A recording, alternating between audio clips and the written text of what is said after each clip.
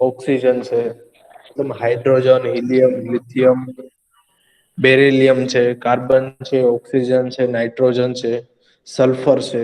Okay, તત્વ અને તત્વની સંજ્ઞાની તમને જે છે થોડી ઘણી માહિતી હોવી જોઈએ. આઈ થિંક આપણે ચેપ્ટર નંબર 4 માં ધાતુ અને અધાતુમાં એમાં આપણે તત્વો વિશેની આપણને માહિતી હતી કે ભાઈ કાર્બન છે તો કાર્બનની સંજ્ઞા શું છે. બધી જ ધાતુઓની માહિતી હતી.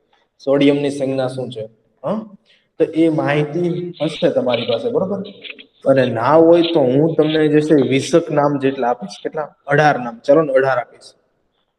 પેલા જેનો માઇક જે છે અનમ્યુટ છે, માઇક મ્યુટ કરો. ગર્લ્સ માઇક અનમ્યુટ છે, માઇક મ્યુટ કરો. Okay, good. તો હું તમને જે છે 18 તત્વના hydrogen, helium, lithium, beryllium, boron, carbon, nitrogen, oxygen, fluorine, neon, sodium, magnesium, aluminium, silicon, phosphorus, sulphur, chlorine ને આર્ગોન. ઓકે, 18 તત્વના તમને નામ અને તત્વની સંજ્ઞા, કે દાખલા તરીકે ક્લોરીન છે તો એની સંજ્ઞા Cl થાય, આર્ગોન છે તો એની સંજ્ઞા Ar થાય. આ 9th માં આવે છે તમારે. ઓકે, પણ મારે અહીંયા જરૂરી છે અને અમુક એવા જે છે જે રસાયણો હોય છે, એના તમારી પાસે એનું તમને સૂત્ર ખબર હોવું જોઈએ. ઓકે. Okay sir. એ તો તમને આઈ થિંક એસિડ બેઝમાં તમે આઈડિયા હશે. એસિડ બેઝ કરાવેલું છે આપણે, એમાં બી તત્વના ધાતુ અધાતુઓ બધું આવી ગયું છે. ફોર્થમાં બી ધાતુમાં અને અધાતુમાં ભૌતિક ગુણધર્મ, રાસાયણિક ગુણધર્મ બી આવ્યું છે. ઓકે, હવે મેઈન મુદ્દા ઉપર આવીએ. હવા અને પાણીનું પ્રદૂષણ. 7thમાં આપણે એક ચેપ્ટર લીધું હતું, યાદ કરો. WWTP કોને ફૂલ ફોર્મ યાદ છે? મને waste very good, water treatment plant. Very good Abjani. Waste water treatment plant. પછી ફર્સ્ટ એમાં શું કરવામાં આવે? ગંદા પાણી, ગંદા પાણીને સૌ પ્રથમ શેમાં પસાર કરવામાં આવતું હતું? એ કોઈને આઈડિયા છે? કંઈક નામ સારું હતું. એવું યાદ નથી સર. બાર સ્ક્રીન યાંત્રિક ફિલ્ટર. સાચી વાત કે ખોટી વાત? કે યાદ નથી ગર્લ્સ? નથી યાદ. ઓકે, સૌ પ્રથમ જે છે ગટરોનું બધું જે છે ગંદુ પાણી જે છે એ થોડુંક જે છે એ આપણે માહિતી મેળવી લઈએ. 7th એટલે વધારે આઈડિયા આવશે. જે ગટરનું જે પાણી હતું, ગંદુ પાણી, એ બધાને શું કરતા હતા? ભાઈ મેન હોલ્સ હોય છે આપણે 50 થી 60 મીટરના અંતરે, તો એક નાના નાના આપણે ઘરમાં 2 પાઇપલાઈન હોય છે. એ પાઇપલાઈન માંથી શુદ્ધ પાણી ઘરમાં આવે છે, બીજી પાઇપલાઈન માંથી દૂષિત પાણી જે છે એ ગટરમાં જાય છે. તો આ પાણી જે ગટરમાં જાય છે, બરોબર, એ બધું પાણી ગટરમાં જઈને એક મોટી ગટર મળે. મોટી ગટર મળીને ક્યાં જાય? WWTP. સૌ પ્રથમ પહેલા તબક્કામાં યાંત્રિક ફિલ્ટર, મીન્સ કે બાર સ્ક્રીન જાળીમાંથી પાણી પસાર થાય છે. આ એક જાળી છે લોખંડની, જેમાંથી પાણી પસાર થાય છે. એમાંથી જેટલી બી મોટી વસ્તુ હશે, પ્લાસ્ટિક હશે, ચીંથરા હશે, લાકડીઓ હશે, આથરૂમાલ હશે, ફૂડ પેકેટ ના જે પેકેટ હોય વગેરે, XYZ જેટલી બી હશે ને માહિતી, લાકડીઓ હશે, એ બધી શું થશે? એ બધું એમાંથી જે છે એ બધું પાણીમાંથી ગળાઈ જશે, પાણીમાંથી દૂર થઈ જશે, પાણી આગળ વધી જશે, આ બધું જાળીમાં અટકાઈ રહેશે. પછી શું આવ્યું હતું? અવસાદન ટાંકો. પછી આવ્યો તો અવસાદન ટાંકો, કે ભાઈ એ બધું પાણી ક્યાં જાય? અવસાદન ટાંકામાં જાય. ત્યાં એની ગતિને શું કરી દે? ધીમી કરી દે. ગતિને ધીમી કરી દે એટલે મોટા કાંકરા છે, રેતી છે, બધું શું નીચે બેઠી જવાનું. ગતિ ધીમી કરવાના મોટા કાંકરા, રેતી બધું નીચે બેઠી જવાનું છે. એ પાણી દૂર થઈ ગયું, કાંકરા રેતી રહિત થઈ ગયું. અને ત્યાર પછી એક મોટા જે છે મોટા મધ્યમાંથી નમેલા ટાંકામાં પાણીને જે છે ભર્યું રહેવા દે છે. તો એમાં પાણીને ભર્યું રહેવા દે તો બધું જે ડોળું પાણી હોય છે, ડોળું હોય છે, અંદર કાદવ હોય છે, બધું ક્યાં બેઠી જાય? નીચે બેઠી જાય. કાદવને દૂર કરે, પાણીના ઉપર જે ઘન પદાર્થો હોય છે, તેલ, ચરબી, એને દૂર કરે છે. પછી એમાં શું કરે છે? પાણીને જીવાણુ રહિત બનાવવા માટે ક્લોરીન ઉમેરે છે. ઓઝોન રસાયણો ઉમેરે છે, ક્લોરીન ઉમેરે છે, અથવા KMnO4 પોટેશિયમ પરમેંગનેટ પણ તમે ઉમેરી શકો છો, કે પાણીને શુદ્ધ કરવા માટે. એટલે સુધી બધી માહિતી આપણે મેળવી હતી. પછી એ પાણી ક્યાં જાય તો આપણે સમુદ્રમાં ઠલવી દઈએ. તમને મોટા ભાગે જે છે પાણી શુદ્ધ થઈ ગયું છે બેક્ટેરિયા મારફતે, ઘણું બધું છે અંદર. આપણે થોડુંક યાદ કર્યું રિવિઝન, બરોબર. એ પાણી ઠલવી દે, બરોબર. તો અહીંયા હવા અને પાણીનું પ્રદૂષણ છે. પાણીનું પ્રદૂષણ તમે એક્ઝામ્પલ તમને આપી દીધું, બરોબર. હવાના પ્રદૂષણનું કોઈ એક્ઝામ્પલ આપશો કે હવાના પ્રદૂષણના કારણે આ સજીવ કે નિર્જીવ ઉપર, આ સજીવ કે નિર્જીવ ઉપર ઇફેક્ટ પડી હોય, યાદ કરો. કે હવાના પ્રદૂષણના કારણે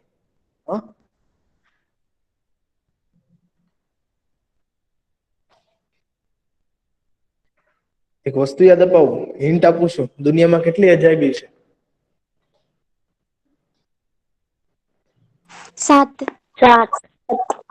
બસ આ હિન્ટ જ હતી, હવે તમે વિચારવાનું, બરોબર.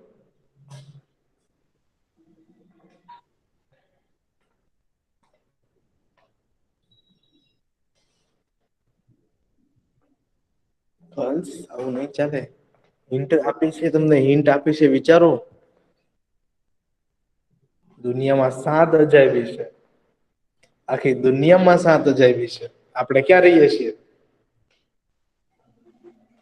ભારત. તો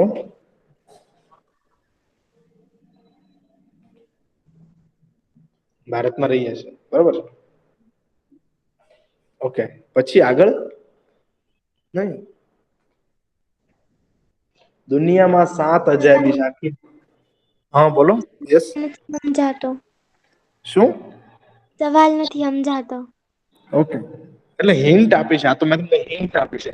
હું તમને એમ કહું છું, મારો સવાલ એ છે, ક્વેશ્ચન એ છે કે કોઈ તમને એવું સ્થળ જે છે પ્રચલિત હોય, કે એવું તમે નામ સાંભળ્યું છે કે જે હવાના પ્રદૂષણ, તાજમહલ. Very very good. શું? તાજમહલ. તાજમહેલ કેસ સ્ટડી તમે નામ સાંભળ્યું નહીં હોય તો સાંભળી દો. તાજમહેલ કેસ સ્ટડી નામ નહીં સાંભળ્યું હોય, તાજમહેલ કેસ સ્ટડી. પણ તમને એ તો આઈડિયા હશે જ કે તાજમહેલ જે છે દિવસે ને દિવસે ઝાંખો પડતો જાય છે. હા. તાજમહેલ છે દિવસે ને દિવસે ઝાંખો પડતો જાય છે, પીળો પડતો જાય છે. આ પીળો શા માટે પડે છે? પ્રદૂષણ. હવાના પ્રદૂષણના કારણે. શેના કારણે? હવાના પ્રદૂષણના કારણે તાજમહેલ શું થાય છે? પીળો પડતો જાય છે, ઝાંખો પડતો જાય છે. આપણી દુનિયાને 7 અજાયબી છે એટલે આપણને ખબર પડી જવી જોઈએ. આખી દુનિયામાં 7 અજાયબી છે. તો આપણી દુનિયાની કે આપણે ભારતમાં કઈ અજાયબી છે? ભારતમાં કઈ અજાયબી છે? તાજમહેલ. તો એની જ વાત કરતા હોય. શા માટે પીળો પડતો જાય છે? એ બધી માહિતી જે છે આપણે ચેપ્ટરની અંદર મેળવીશું. પણ બે તમને હવા અને પાણીનું પ્રદૂષણનું બે એક એક્ઝામ્પલ તમારી આગળ મૂકી દીધા છે, બરોબર. અને બીજા બધા જે છે અમુક પ્રોજેક્ટ છે, પછી એ તમને એની વિશે હું વાત કરીશ. ઓકે, ચલો તો શરૂઆત કરીએ. પહેલી ને બુઝા બંને સમાચાર જાણવા ખૂબ જ ઉત્સુક હતા કે તાજમહેલ એ દુનિયાની 7 અજાયબીઓમાં સામેલ છે. પરંતુ તેઓ એ જાણીને નિરાશ થયા કે આ સફેદ આરસના સ્મારક તાજની સુંદરતા તેની આજુબાજુના વિસ્તારના હવાના પ્રદૂષણને લીધે જોખમમાં છે. હવા અને પાણીના પ્રદૂષણ સામે લડવા માટે કંઈ થઈ શકે નહીં તે જાણવા તે બંને આતુર હતા. તાજમહેલ છે ને, તાજમહેલ જોયો કે તમે? તાજમહેલ જોયો? આમાંથી કોઈ જોયો હશે? તાજમહેલ જોયો છે? હા સર. હા, તાજમહેલ છે ને, જે પેલા જે છે ને એકદમ સફેદ હતો, આરસ પથ્થરનો એકદમ સફેદ. પણ અત્યારે તાજમહેલ જોવો ને તમે, ડિફરન્ટ છે. તાજમહેલ પીળો પડી ગયો છે. એની જે આરસની જે ચમક હતી છે એ ઝાંખી પડી ગઈ છે. તાજમહેલ પીળો પડી ગયો છે. સફેદની જગ્યાએ જે છે પીળો કલરનો લાગે છે. ઈ શા માટે? તાજમહેલ આગ્રા તમે જોવો ને તો આજુબાજુ ઘણી બધી ફેક્ટરીઓ છે. ઓકે, પણ એ ડીપમાં વાત કરીશું પછી. અંદર છે એના પોઈન્ટ, બરોબર. આપણે જાણીએ છીએ કે આપણું પર્યાવરણ અગાઉ હતું એટલે મીન્સ કે આગવું હતું એવું રહ્યું, સોરી અગાઉ તો એવું રહ્યું નથી. આપણા વડીલો તેમના સમયમાં જોવા મળતા સ્વચ્છ પાણી અને તાજી હવાની વાતો કરતા હોય છે. સમાચારોમાં પણ નિયમિત રીતે પર્યાવરણની ઘટતી જતી ગુણવત્તાના અહેવાલો આપતા હોય છે. આપણે આપણી જિંદગીમાં પણ જાતે જ હવા તથા પાણીની ઘટતી જતી ગુણવત્તાનો અનુભવ કરીએ છીએ. ઉદાહરણ તરીકે શ્વાસના રોગથી પીડાતા લોકોની સંખ્યા સતત વધી જાય છે. જો શ્વાસના રોગથી જે છે એ પીડાતા લોકોની સંખ્યા સતત વધતી જશે, એનું કારણ શું છે? એનું કારણ શું છે? કે હવામાં જે છે પ્રદૂષણ થાય છે, હવાનું પ્રદૂષણ થાય છે. કે જે આપણા વડીલો હતા, કે આપણા દાદા જે છે, પરદાદા છે, ઈ જયારે હતા ત્યારે એનું વાતાવરણ એકદમ શુદ્ધ હતું. એના નદીમાંથી પાણી બી શુદ્ધ મળી રહેતું, વાતાવરણ બી શુદ્ધ મળી રહેતું, બરોબર. પણ હાલના સમયમાં તમે જેમ જેમ ન્યુઝ જોવો, તમને આઈડિયા નહી હોય તો દિલ્હી જે છે સૌથી પ્રદુષિત સિટી, થોડાક સમય પહેલાની વાત છે. આમાં એની તારીખ આપી છે, I think 2010 11 I think something, જોઈ લે ચેક કરી લે. દિલ્હી એ દુનિયાનું સૌથી પ્રદુષિત સિટી હતું. પણ અત્યારે હાલમાં એમાં સુધારો આવ્યો છે, ધીમે ધીમે ધીમે ધીમે પ્રદૂષણનું માત્રા જે છે, સ્તર જે છે ઓછી થતી જાય છે. એવું કેહેવાય છે કે તમે જો દિલ્હીમાં માસ્ક ન પહેર્યું હોય, જો કે આ તો માસ્ક પહેર્યું ન હોય અને તમે શ્વાસ લ્યો છો, બરોબર, તો તમે ભલે સિગરેટ નથી પીતા, પણ આખા દિવસે તમે જે શ્વસન ક્રિયા, તમે શ્વાસોશ્વાસ કરો છો, તમને કેટલું નુકસાન થાય છે તમારા જે છે ફેફસાને. તમે જે વ્યક્તિ 10 સિગરેટ પીતો હોય એટલું તમને નુકસાન થાય તમારા ફેફસાને. એટલું બધું ત્યાં એટલી હદે જે છે પ્રદૂષણ છે. ભલે સિગરેટ નથી પીતા, વ્યસન નથી કરતા, પણ તમે ખાલી શ્વાસ લો છો તોય પ્રદૂષણ થાય. તો એવું લાગે 10 સિગરેટ પીધી એટલું પ્રદૂષણ જે છે, એટલી હાનિકારક જે છે, ઈ તમારે સ્વાસ્થ્યને જે છે આ પ્રદૂષણ પહોંચાડે છે.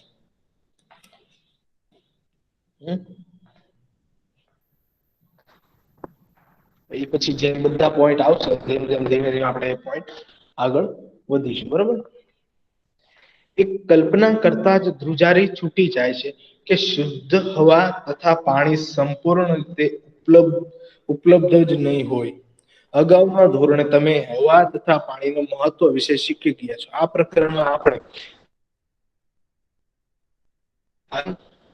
કારક ફેરફારો તથા આપણા જીવન પર તેની અસરો વિશે ભણી. એટલે શું કીધું છે, તમે કલ્પના કરો કે આ પ્રદૂષણની માત્રા સતત વધતી રહી, કે પાણી સતત ખૂટતું રહ્યું, પાણી જે છે સતત દૂષિત થતું રહ્યું, પ્રદૂષણની માત્રા વધી રહી, તો જીવવું મુશ્કેલ થઈ જશે, જીવન મુશ્કેલ થઈ જશે. કારણ કે પાણી દૂષિત થશે, હવા દૂષિત થશે, અવનવા રોગો જે છે પેદા થાય છે. અને બીજી વાત એ કે હા, આ પૃથ્વીના જે છે પોપડા છે, પૃથ્વીના જે છે એ પોપડા છે, એની નીચે એવા જે આ વાયરસો જે છે, વાયરસ કહીએ ને, એવા કરોડોની સંખ્યામાં વાયરસ જે છે દટાયેલા છે. આ રિયલ ફેક્ટ છે. પૃથ્વીની જે છે એ પોપડામાં જે છે એ આવા કરોડોની સંખ્યામાં, આવા એક નહીં, બીજો વાયરસ, ત્રીજો વાયરસ, કરોડોની સંખ્યામાં વાયરસ ફેલાયેલા છે. અને આ વાયરસ જે આપણે ચાલે છે હાલમાં, એની કરતા બી ખતરનાક છે. એની કરતા બી જે છે ખતરનાક છે. તમે જો દર વખતે નવી નવી કંઈક ને કંઈક બીમારી આવતી હોય છે. હા, એ તો સૂક્ષ્મ જીવોથી છે, પણ અમુક જે છે મોટા ભાગે જે છે કેન્સર છે, શ્વાસના રોગો છે, એ શેના હોય છે? આ પ્રદૂષણના કારણે જે છે થાય છે. પછી કોલેરા જે છે, ઝાડા ઉલટી છે, મગજનો તાવ છે, એ બધું શું ખરાબ પાણી, ગંદુ પાણીથી આ ફેલાતા. મેલેરિયા, ટાઈફોઈડ, ગંદા પાણીથી ફેલાતા રોગો છે બધા. શું આ રોગો કેવા છે બધા? ગંદા પાણીથી જે છે એ ફેલાતા રોગો છે. ઓકે, એટલે મેં આપણે પેલી ટાઈમ વોચ મૂકી હતી, તમને યાદ હોય તો, ન્યુયોર્ક સિટીની, કે તમને ફોટો હતો યાદ છે કે નહીં? હા સર. હા, આપણું જે પર્યાવરણ છે, આઈ થિંક 7 વર્ષ હતું ત્યાં ટાઈમ વોચ મૂકેલી છે. આઈ થિંક ન્યુયોર્ક જ હતું, ટાઈમ વોચ મૂકેલી છે. તો જો આપણે આપણા પર્યાવરણનું જતન નહીં કરીએ, આપણે એનો સતત ઉપયોગ કરતા રહીશું, આપણે જ એનો સતત ઉપયોગ કરતા રહીશું, તો આવનારી આપણી પેઢીઓ છે ને આપણને દોષ ગણશે. શું કહેશે? એ આપણને દોષી ગણાવશે કે ભાઈ અમારા જે છે પૂર્વજો જે છે એ બધું ખલાસ કરી નાખ્યું. અમારા પૂર્વજોએ જે છે પૃથ્વી પર બધું ખલાસ કરી નાખ્યું, શમશાન બનાવી દીધું. સતત વૃક્ષો કપાય છે.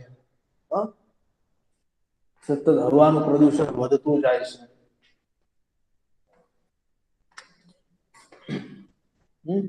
અત્યારે હવાનું પ્રદુષણ કે તાપમાન જો તાપમાનમાં સતત વધારો થાય, કાર્બન ડાયોક્સાઇડમાં વાયુમાં સતત વધારો થાય.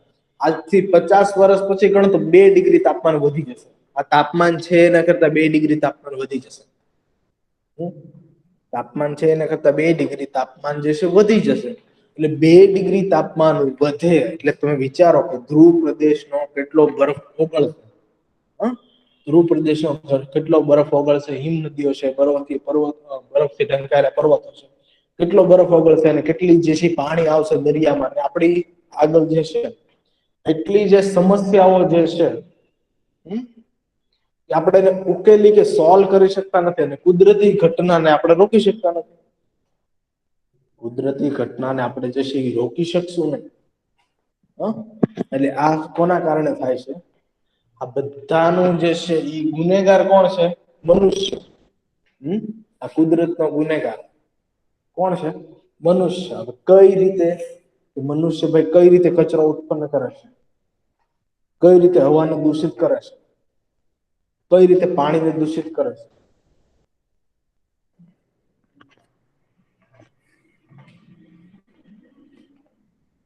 ઓકે,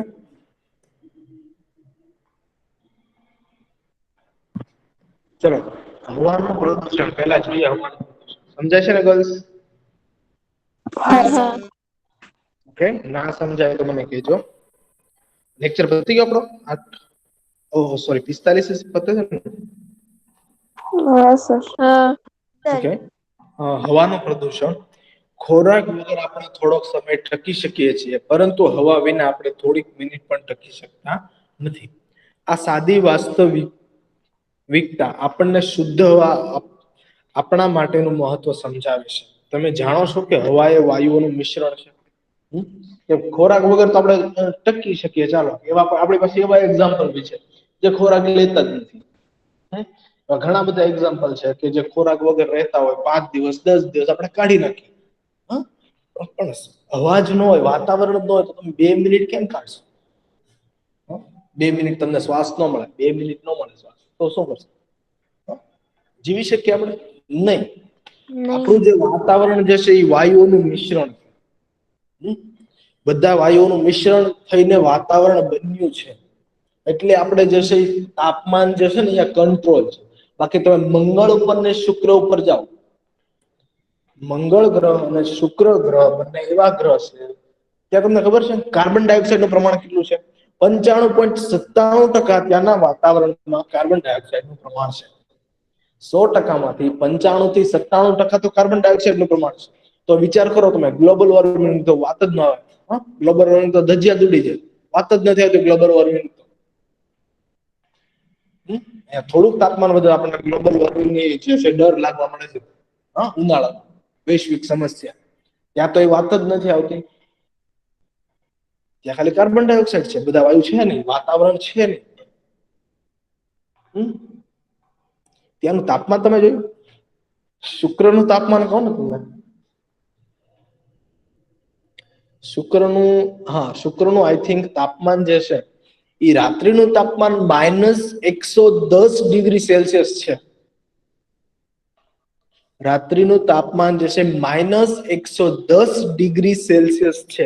અને દિવસનું તાપમાન જે છે, શું? મંગળ કરતા એ વધારે. એટલે બંનેનું સેમ તાપમાન, બંનેમાં વધારે છે. તો મને આઈડિયા શુક્રનો છે અને મંગળનો મને ખબર નથી તાપમાન કેટલું છે. આપણે ચેક કરી લઈશું, પેલી એપ્લિકેશન છે એમાં બધાનું તાપમાન બતાવી દેશે. ઓકે.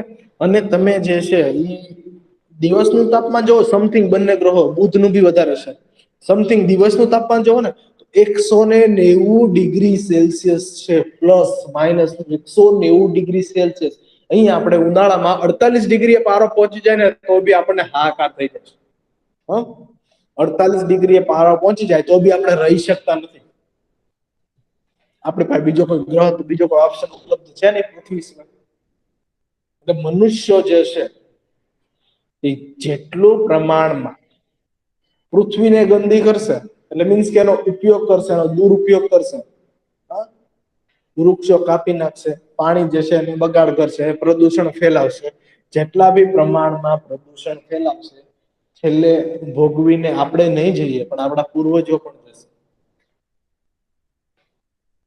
સોરી, આપણે આવનારી જે પેઢીઓ જે છે, આપણી આવનારી પેઢીઓ છે ને, ભોગવવાનું એને ઈ એમ કહેશે કે ભાઈ અમારા પૂર્વજો બધું જો પૃથ્વીનો વિનાશ કરીને જતા રહ્યા છે. શું કહેશે કે અમારા પૂર્વજો છે એ પૃથ્વીનો શું કરીને વિનાશ કરીને જતા રહ્યા, શમશાન બનાવીને જતા રહ્યા છે.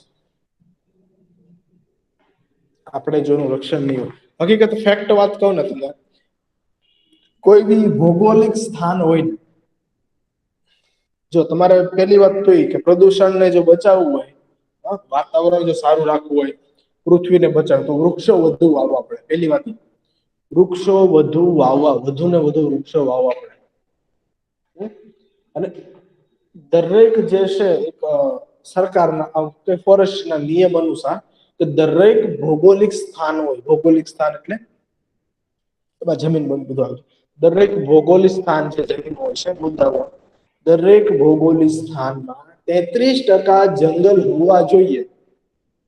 કેટલા જંગલ હોવા જોઈએ?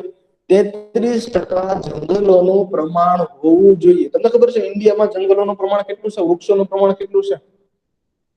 નહીં સર. નહીં, 23% છે. વિચાર કરો, 33% જંગલોનું પ્રમાણ હોવું જોઈએ. ઇન્ડિયામાં કેટલું? 23% છે. ભારતમાં 23%. ગુજરાતની તો આપણે હાલત જ ખરાબ છે.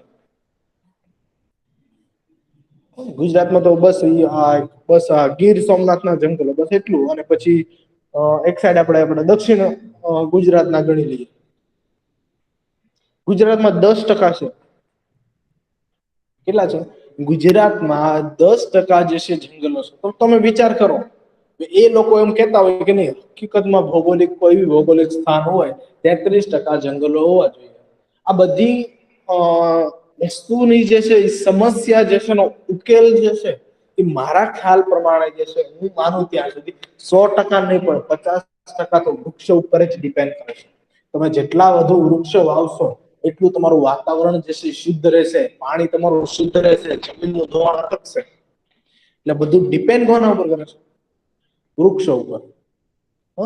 અને આપણે પ્રમાણ તો જોઈએ છીએ આપણા ભારતનું ને ગુજરાતનું. કેટલું છે? 33% જંગલો હોવા જોઈએ. ભારતમાં 23% છે, ગુજરાતમાં 10% છે. આવી બધી ઘણી બધી સમસ્યાઓ જે છે આપણે તો ઉકેલી નથી શકતા. તાજમહેલ ઝાંખો પડ્યો છે, આપણે શું કરી શકશું? પેલા લોકો તાજમહેલ લાકડાના પાટિયા મારી દે છે. એસિડ વર્ષાથી કેમ બચાવશે? ઘણી બધી સમસ્યાઓ છે. આપણો ફાળો શું છે? આપણું યોગદાન શું છે? વૃક્ષો વાવવા. આપણું યોગદાન એક જ વસ્તુ છે, પાણીનો બગાડ ઓછો કરવો. બને ત્યાં સુધી છે તમે વૃક્ષો વાવો. કઈ વાંધો નહીં, મોટા આપણાથી તમને એવું ક્વેશ્ચન એક થતો હોય, ચાલો સોરી, તમને ક્વેશ્ચન થતો હોય કે મારા ઘરે તો જગ્યા જ નથી, ક્યાં વૃક્ષો વાવવું? એક કુંડું લઈ આવો, મની પ્લાન્ટ, મની વેલ જે છે, નાની નાની ઘરમાં સુશોભન કરવાની વેલો હોય છે, નાના નાના વૃક્ષો હોય છે જે વધતા નથી, મોટા નથી થતા, જે છે એટલી મર્યાદા પ્રમાણે એટલા જ લાંબા મોટા થાય છે. પેલા વૃક્ષો નાના નાના જે છે એ લઈ આવો, ઉગાડી દો. કુંડું લેવા જવાની જરૂર નથી. તમારી પાસે કોઈ જૂનું માટલું હોય છે, પ્લાસ્ટિકની ડોલ હોય છે, એને કુંડું બનાવી દો. એકથી માટી લઈ આવો સારી. જેટલું આપણે પર્યાવરણને શુદ્ધ રાખીશું એટલો આપણને ફાયદો થશે. આપણે જેટલું નુકસાન કરશું આપણને તો એ નુકસાન વેઠવું પડશે. આપણી આવનારી પેઢીઓનો બી જે છે મોટા ભાગે જે છે નુકસાન વેઠવું પડશે. ઓકે ગાઈસ, તો એટલે સુધી આપણે રાખીએ. ઓલરેડી 2 મિનિટ થઈ ગઈ છે આપણો લેક્ચર પૂરો થયો. ઓકે, 2 પોઈન્ટ જ આપણા પૂરા થયા છે, બરોબર. આઈ થિંક તમને બધાને આ બધું સમજાઈ ગયું છે. કોઈને ક્વેશ્ચન હોય તો બોલો. નહીં સર. ઓકે, નો સર. બધાને સમજાઈ ગયું છે બરાબર? Yes sir. હા sir. Okay, very good. Chapter તમને જો મજા આવતી હોય તો આગળ જશે તમે વાંચીને આવજો વધારે, બરોબર. ઓકે, તો ઓકે જે છે સર. તમને બી વધારે જે છે સમજવાની મજા આવશે. ચલો, તમારો નેક્સ્ટ લેક્ચર હશે એ કન્ટિન્યુ રહેશે. ઓકે.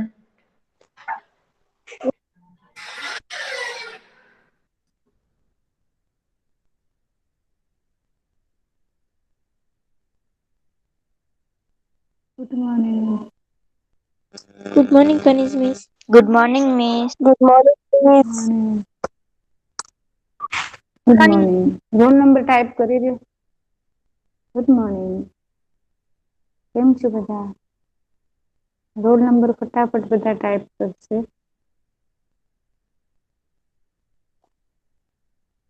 મજામાં મિસ.